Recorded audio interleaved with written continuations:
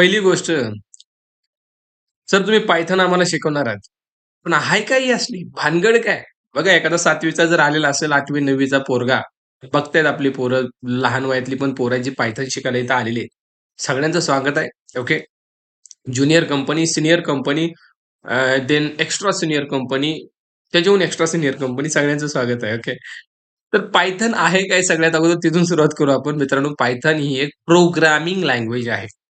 Python काय रे बाबा? Python is a programming language. इथून सुरू करायचं आपल्याला. ही एक प्रोग्रामिंग लँग्वेज आहे. दुनियाभरामध्ये खूप साऱ्या प्रोग्रामिंग लँग्वेज आहेत. खूप साऱ्या.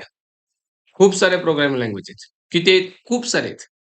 पण त्याच्यामधल्या काही प्रोग्रामिंग लँग्वेज तुम्ही ऐकले असतील. फॉर एक्झाम्पल तुम्ही सी प्रोग्रामिंग ऐकली असेल. तुम्ही सी-पी-पी प्रोग्रामिंग ऐकली असेल. राइट? सी++ त्याला तुम्ही म्हणता. खरं आहे की नाही? तुम्ही जावा ऐकलं असेल. बरोबर आहे? तुम्ही तसंच पायथन पण ऐकलंय. काही ऐकली की नाही? तुम्ही जावास्क्रिप्ट ऐकलं असेल. तुम्ही जावास्क्रिप्ट ऐकलं असेल. परत म्हणलं तर तुम्ही सी हॅश ऐकलं असेल. तर अशा दुनियाभरामध्ये हजारो प्रोग्रामिंग लँग्वेज मित्रांनो आहेत. Kotlin आहे. बरोबर की नाही? मग पायथन पण अशीच आहे. पायथन पण एक प्रोग्रामिंग लँग्वेजच आहे. आता क्वेशन येतंय, सर असतंय का ही प्रोग्रामिंग लँग्वेज? काय शिकायचंय? शिकून कुणाचं भलं झालंय? किंवा कोणाचं भलं होणार आहे? आणि पुन्हा मी सांगणार आहे पायथॉनच का शिकायची? हे सगळ्यांना लक्षात येतंय. पहिली गोष्ट Python is a programming language. पण प्रोग्रामिंग लँग्वेज असतंय काय? हेच क्लिअर नाही पोरांचं. बरोबर की नाही? सो प्रोग्रामिंग म्हणजे काय? हे आपल्याला बघायचंय आणि पुढे जायचंय. ठीक आहे? बघा, प्रोग्रामिंग लँग्वेज, लँग्वेज म्हणजे भाषा. भाषा, बघा भाषा. आपली मराठी काय रे? आपली मराठी काय पोरांनो? भाषाच आहे ना. हिंदी काय? भाषा. इंग्लिश काय? भाषा. अशा कितीतरी भाषा आहेत. प्रत्येक प्रत्येक रिजनलची वेगळी भाषा आहे. कर्नाटकात गेला तर कन्नड आहे. तेलंगणाला तेलुगू आहे. भाषा आहेत की नाही? मग ही प्रोग्रामिंग काय? ही पण एक भाषाच आहे. ही पण भाषाच आहे.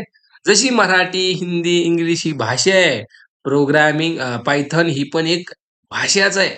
प्रोग्रामिंग ही एक भाषा आहे. सॉरी, प्रोग्रामिंग ही एक भाषा आहे. कसली भाषा आहे? काय होतं या भाषेनं? आता मला सांगा, मी मराठी बोलतोय, तुमच्यापर्यंत पोहोचतंय, तुम्हाला समजतंय. कसं काय? कसं काय समजतंय? जर मराठी लहानपणापासून शिकतोय आपण. आपल्या आईलाच मराठी येत होती. मग आईची मराठी आपल्याला आली. बरोबर की नाही? मग मराठी भाषा आपण शिकत गेलो. कशासाठी शिकत गेलो? कशासाठी शिकलो? कम्युनिकेशन करण्यासाठी. आपल्याला जे माहीत आहे ते दुसऱ्याला द्या. दुसऱ्याला जे माहीत आहे ते आपल्याला भेटेल. बरोबर की नाही? म्हणजे भाषेमुळं काय झालं रे? देवाण-घेवाण झाली. देवाण-घेवाण झाली. म्हणजे आपली माहिती त्याला, त्याची माहिती आपल्याला. बरोबर की नाही? मग आता प्रोग्रामिंगचा यूज करून आपल्याला सुद्धा भाई कम्युनिकेट करायचंय. ही पण एक भाषा आहे. कसली भाषा आहे माहिती आहे का? ही माणसं जोडणारी भाषा नाही. ही मशीनसोबत जोडणारी भाषा आहे.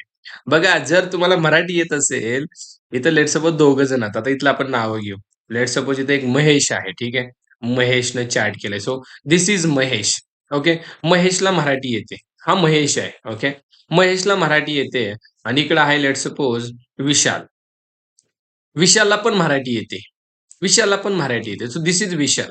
बघा प्रोग्रामिंग किती सोपं असतं. बच्चे company. This is Vishal. This is Vishal. Okay. हा विशाल आहे. हा महेश आहे. ओके. दोघं जण गप्पा मारतायत. कशामधून माहिती आहे का? मराठी भाषेमधून. दोघं जण गप्पा मारतात. आता कारण काय असेल त्यांच्या गप्पाचं? ते काय का गप्पा मारत असतील?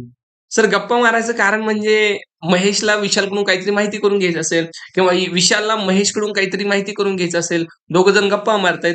माहितीची देवाण-घेवाण या ठिकाणी होते. बरोबर की नाही? होते, बिनधास्त होते.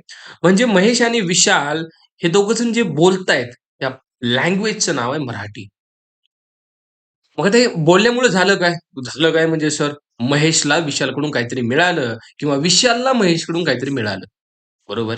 मिळतंय ना. आता मी तुम्हाला बोलतोय. काय होतंय? तुम्हाला माझ्याकडून काहीतरी मिळतंय. काय मिळतंय? काय मिळतंय? नॉलेज मिळतंय. सिंपल आहे, राइट? सेम पोरांनो, पोरांनो, तुम्हाला जर मशीन सोबत बोलायचं असेल, काय म्हणलं मी ऐका. मशीन सोबत बोलायचं असेल, let's suppose this is you. हे तुम्ही आहात आणि तुम्हाला जर मशीन सोबत बोलायचं असेल, this is something called machine. He machine आहे. मशीन म्हणजेच काय? वेगळं काय नसतंय. लॅपटॉप असेल, तुमचा कॉम्प्युटर असेल, ओके. तुमचा मोबाईल पण एक मशीनच आहे.